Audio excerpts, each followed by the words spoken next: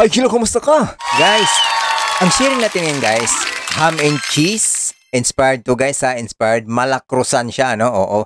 Pero ito yan, inspired lang talaga tayo sa ating isa ding kaibigan na nasa Qatar, no? Shout out kay Sir Luel Medalada, sir. Magandang gabi o umaga sir dyan. Maraming salamat na inspired mo kami sa inyong mga obra dyan na talaga namang napakaganda ninyong mga krusan. So gumawa na lang ako ng version ng sarili dito sa Pilipinas na nilagyan ko ng twist pero talagang na-inspired lang kami sa iyong mga obra. Okay? O guys, sana guys inyo itong masubukan kasi ang talagang original na krusan, napaka-proseso talaga.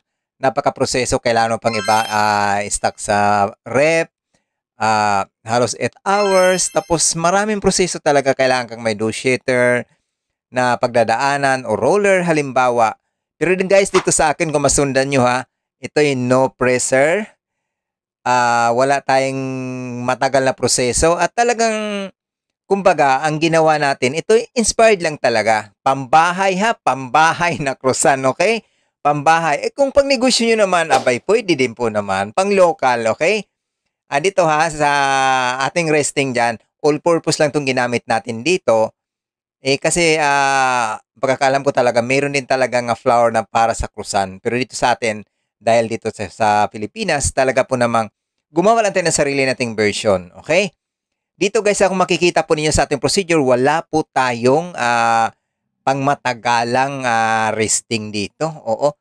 Wala talaga. Ang ginawa natin dito, pagkatapos ng nira-rising yan, na hinahati na natin at yan ay inuulit pa natin para medyo kuminis man lang. Pero alam naman natin talaga ang totoong krusan. Talagang layer-layer pag ating hinahati, ano? At napakalutong sa ibabaw at ang ilalim niya talagang nag-layer-layer yan. May mga butas-butas. Dito naman sa atin talaga dahil nandito tayo sa Pilipinas, alam naman talaga natin karamihan sa mga customer natin dito sa ating mga bakeries.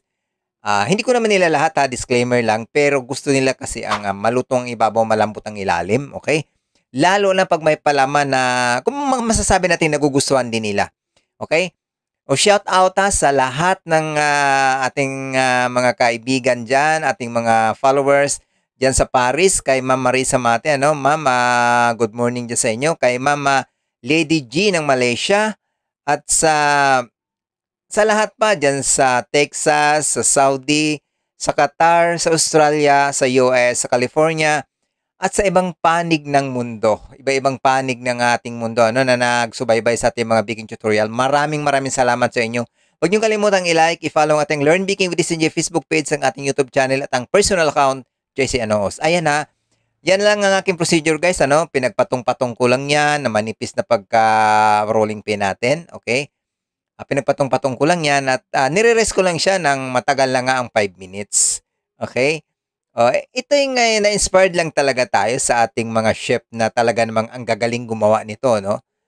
Talagang gumawa tayo ng sarili nating version na hindi talaga pang-original kumbaga.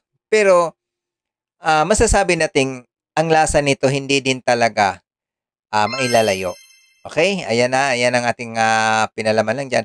Mas maganda dito guys pag bago nyo ipalaman yan or napalaman nyo na, buburan nyo ng konting sugar white man lang. Okay?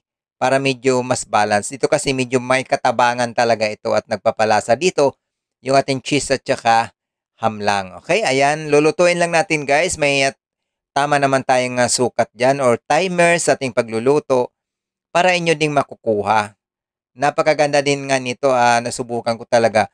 Medyo, yun nga lang, may isip natin talaga na hindi talaga siya original pero andyan naman din ang lasa na hindi natin talaga masasabing mananawa tayo pagkain natin. Talagang gusto pa natin isa pa, di ba? Diyan naman sa ating yan ay walang palaman yan. Tinatry kong walang palaman. At saka ang proofing ko dyan, napakabilis lang gawa ng, mabilisan nga tong ating, guys, yung ginagawang malakrusan, Sana inyo itong matry at makapagbigay kayo sa atin ng feedback, guys. Napakaganda nito. Ayan na sa aking oven. Ayan, luto na. Binanyan ko lang yan ng melted butter, ang aking binabanya sa ibabaw nung naluto na. So maraming salamat sa nag-share sa ating mga video. Share nyo lang para makakatulong din sa iba at gustong gumawa ng local nating product. Okay, maraming salamat sa inyo guys. Maraming salamat yung subaybay sa ating mga baking tutorial videos at sa tiwala na bigay nyo po sa ating channel. Happy baking!